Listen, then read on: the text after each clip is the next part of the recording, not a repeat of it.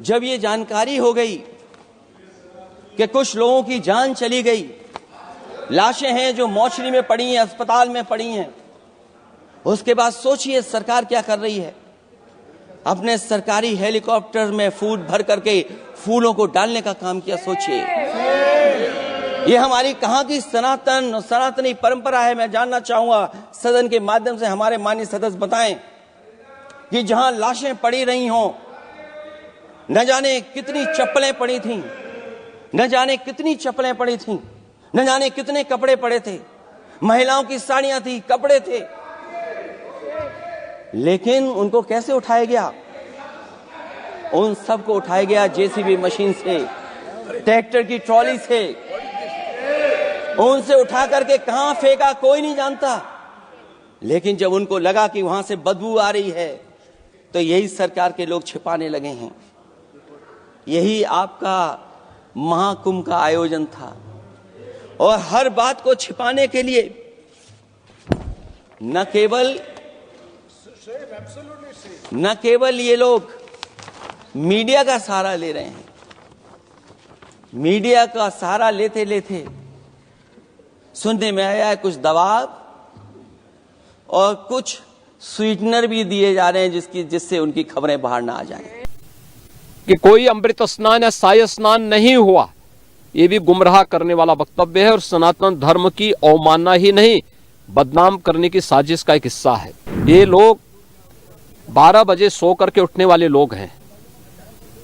कार्यालय स्टाफ जिस प्रकार का इन्हें नोट बना करके देता है, ये उस प्रकार का वक्तव्य बना करके सामने प्रस्तुत करते हैं। हादसे की तह में हम लोग जाएंगे, षड्यंत्रकारियों को बेनकाब करेंगे और उन्हें सजा कैसे दिलाई जाती है, यह आपने उत्तर प्रदेश के अंदर पिछले 8 वर्ष के अंदर देखा होगा।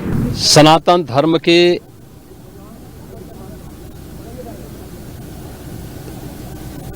इस सबसे बड़े आयोजन का साक्षी बनकर के गौरव की अनुभूति कर रहा है, प्रफुल्लित है। वहीं दूसरी ओर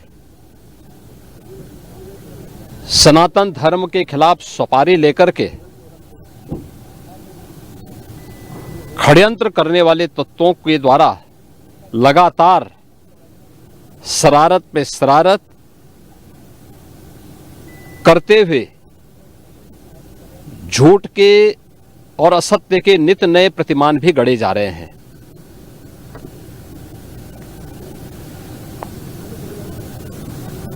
भारत के संसदीय लोकतंत्र की सबसे और सर्वोच्च संस्था देश की संसद में कांग्रेस अध्यक्ष से मल्लिकार्जुन खड़गे और समाजवादी पार्टी के अध्यक्ष श्री अखिलेश यादव का वक्तव्य इस ओर सबका ध्यान आकर्षित करता है। ये दोनों वक्तव्य न केवल इनके सनातन धर्म विरोधी चरित्र को उजागर कराता है, बल्कि इनकी उस गिद्ध दृष्टि की ओर भी सबका ध्यान आकर्षित करता है, जो लगातार इस महाकुंभ के खिलाफ पहले दिन से दुष्प्रचार कर रहे हैं। इनका यह बयान न केवल सनातन धर्म पर प्रहार है, बल्कि निंदनीय भी है और शर्मनाक भी। कांग्रेस अध्यक्ष का यह कहना कि प्रयागराज कुंभ में मौनी अमावस्या के दिन हजारों लोग मर गए, हमें अफसोस होता है। एक इतना वरिष्ठ नेता, कांग्रेस देश की जो सबसे पुरानी पार्टी है, उसके अध्यक्ष से अपेक्षा की जाती है कि वो एक मर्यादित बयान देश की संसद में रखें, और इतना गुमराह करने वाला बयान, झूठ पे झूठ ऐसे ही समाजवादी पार्टी के अध्यक्ष का बयान एक प्रतिस्पर्धा दोनों दलों में है, कौन कितना सनातन विरोधी वक्तव्य दे सके। ये कहना कि कोई आंकड़े नहीं दिए गए, यहां से प्रशासन से जो बयान जो आंकड़े दिए गए, उन आंकड़ों को मैंने भी सबके सामने रखा। घटना दुखद थी, हर व्यक्ति दुखित था, और जितने क्विक रिस्पांस से मेला प्रशासन, police, NDRF, SDRF, civil defence, इन सब ने मिलकर के घायलों को हॉस्पिटल पहुंचाने का काम किया, अपने आप में एक मिसाल है। करोड़ों लोग प्रयागराज में उस दिन उपस्थित थे। ये दोनों दल चाहते थे और सनातन धर्म विरोधी चाहते थे कि बड़ा हादसा हो जाए। हमारी पहली प्राथमिकता थी कि किसी भी स्थिति में इसको हम जीरो हादसे तक लेके जाएं, लेकिन दुर्भाग्यपूर्ण तरीके से घटना घटित हुई। लेकिन जितने क्विक रिस्पांस से प्रशासन ने और सभी संबंधित संस्थाओं ने कार्य लेकर के उन्हें हॉस्पिटलाइज किया, उसमें कुछ लोग उस हादसे के शिकार हुए, वह दुखद है। उन सभी परिवारों के प्रति हम लोगों ने अपनी संवेदना भी व्यक्त की और उसके लिए कुछ आर्थिक मुआवजा भी घोषित किया। यद्यपि किसी व्यक्ति की कमी मुआवजे से नहीं हो सकती, लेकिन तब भी हम लोगों ने एक प्रयास किया, घायलों का प्रॉपर उपचार कराया। वे सभी घायल आज भी कुछ प्रयागराज मेडिकल कॉलेज में हैं, बाकी अपने परिवार के सदस्यों के साथ चले गए हैं। मैंने भी, मेरे साथ मेरे मंत्रियों ने भी, प्रशासन ने भी, प्रदेश के मुख्य सचिव ने भी, प्रदेश के डीजीपी ने भी उन सभी लोगों से मुलाकात की थी।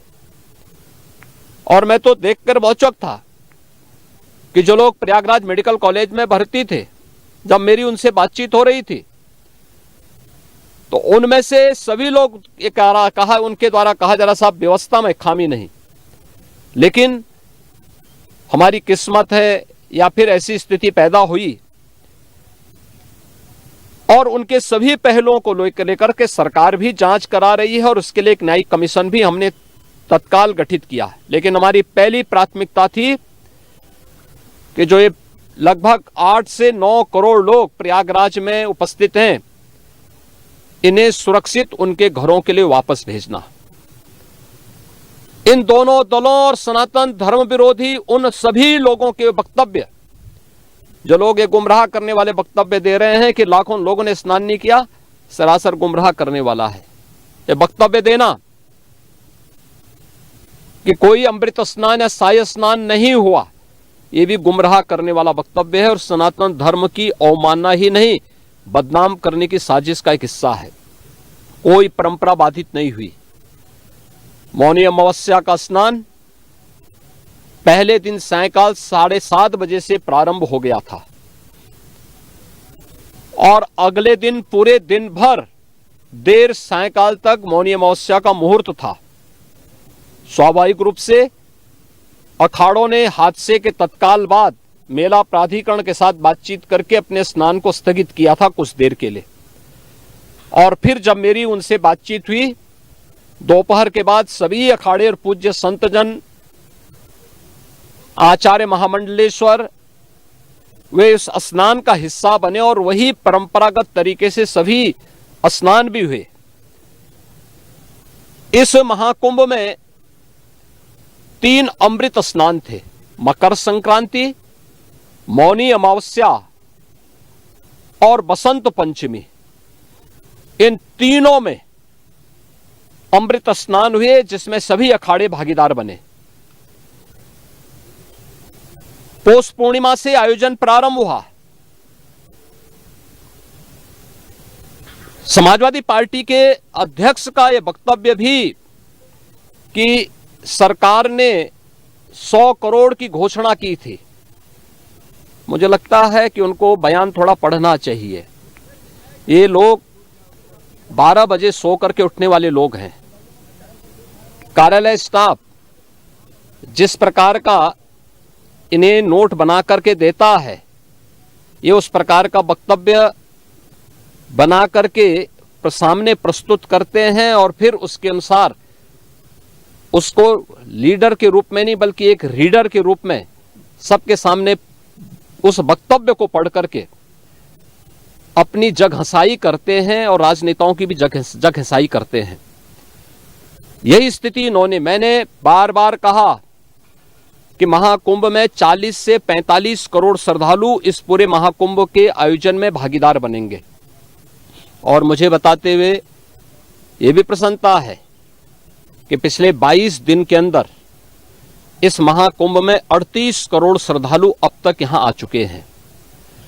अगले 22-23 दिन तक यह आयोजन और चलेगा। इन 22 दिनों के अंदर भी श्रद्धालुओं के आने की पूरी वो है। आज भी आप देख रहे होंगे, कल बसंत पंचमी अंतिम अमृत स्नान संपन्न हुआ। माघी पूर्णिमा 12 फरवरी को और महाशिवरात्रि 26 फरवरी को होगा। करोड़ों की संख्या में देश और दुनिया का हर श्रद्धालु आना चाहता है। आज भूटान के महामहिम नरेश ने भी यहां पर अपने देश के तमाम लोगों के साथ में इस आयोजन में वे सहभागी बने। पूरी दुनिया आ रही है, लेकिन इन दलों ने जिन्होंने सनातन धर्म के खिलाफ सपारी लेकर के एक षड्यंत्र करने में लिप्त हैं, इनका षड्यंत्र कामयाब नहीं होगा। 29 जनवरी के हादसे की तह में हम लोग जाएंगे, षड्यंत्रकारियों को बेनकाब करेंगे और उन्हें सजा कैसे दिलाई जाती है, यह आपने उत्तर प्रदेश के अंदर पिछले 8 वर्ष के अंदर देखा होगा।